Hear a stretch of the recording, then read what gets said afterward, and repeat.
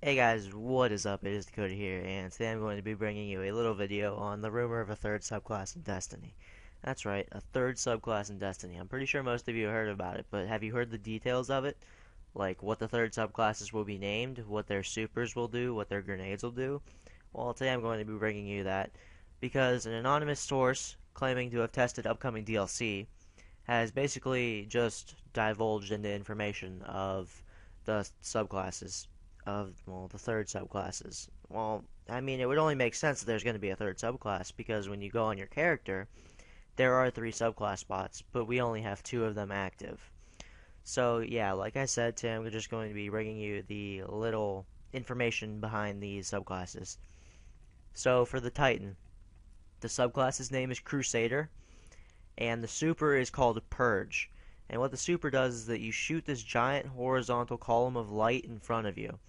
Upgrades can thicken the cylinder. Default is the size of the Guardian. Upgrade is about 200% increase, so about, if I get that right, that's 3 times taller than the Guardian because you have the original Guardian and then you double it. Oh, I was wrong. Double. Sorry, bad math. I don't know what I was thinking. But the column can shoot through walls or shoot a second column behind you as well. So basically what I got from this is that it basically spawns a giant pillar of light in front of you. And if you no, I'm sorry, you shoot a giant pillar of light, and that pillar of light can go through the walls, or it can spawn another one behind you.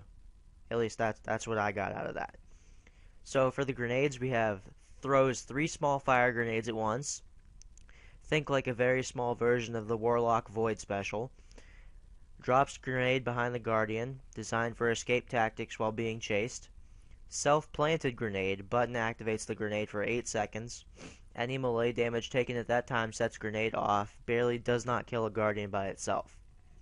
So, with the first grenade, throws 3 small fire grenades at once. It's like the Warlock Void special, where your special or your super breaks up into 3 little balls and then they go out.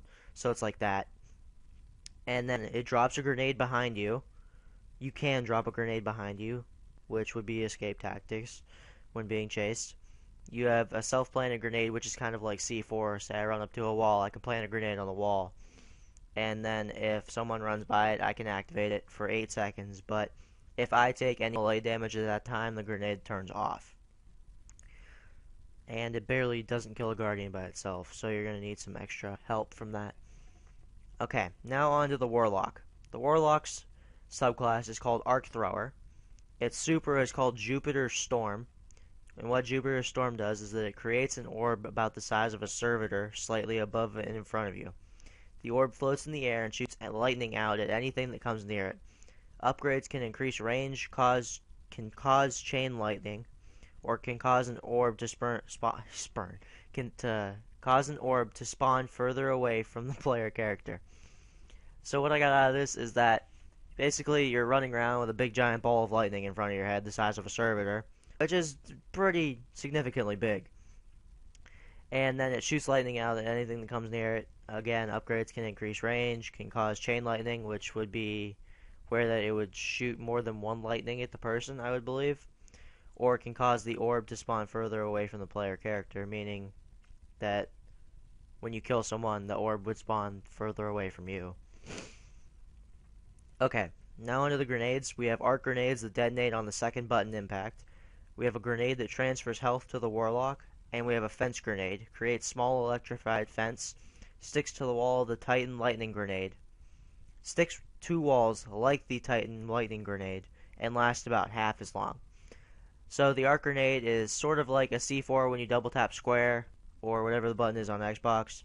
You can throw it and then it will detonate when you double tap square, or like basically when you press L2 or whatever Xbox is again. And the grenade that transfers health to the Warlock, so I would assume that when you throw it and when it damages players, it gives you health. And then the fence grenade creates a small electrified fence, sticks to walls like the Titan lightning grenade, and lasts about half as long, so about 4 seconds. Okay, now we go on to the Hunter. The Hunter subclass is called the Trapper, and the Trapper super is called Voidwell. And what this does is it drops a void well onto the floor. Enemies inside the void well cannot jump and have reduced movement speed. Upgrades can reduce all enemy movement, prevent enemies from using any abilities, or increase radius of void well. So what I got out of this is that it's basically like if you ever played campaign and you got poisoned by a wizard, basically that's what that does. And then the upgrades basically reduce all enemy movement, so anything inside of it can't move at all. Prevent enemies from using abilities like grenades, melee, and super. And you can also increase the radius of it.